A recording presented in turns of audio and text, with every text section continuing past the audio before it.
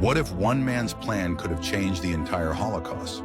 Witold Pilecki voluntarily got himself arrested in 1940 to infiltrate Auschwitz from the inside.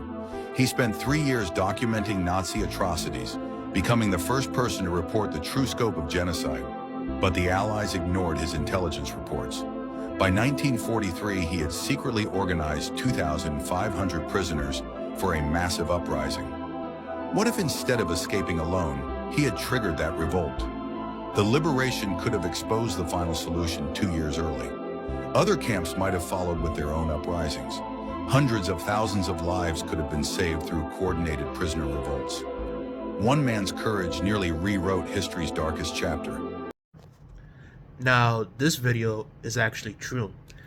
This dude, right, purposely got arrested by the Germans during the 40s at the height of World War II, just to do all that as a way to spite at the Germans for what they were currently doing at the time, which was the Holocaust. And he understood the length and the utter depravity that the Germans did and were enticed of doing that, in which case amounted to various war crimes and, by today's standards, crimes against humanity.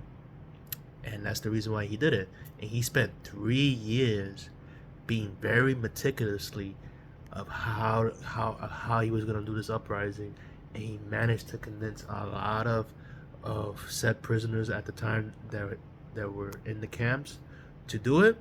And he was actually, in a way, successful to a degree.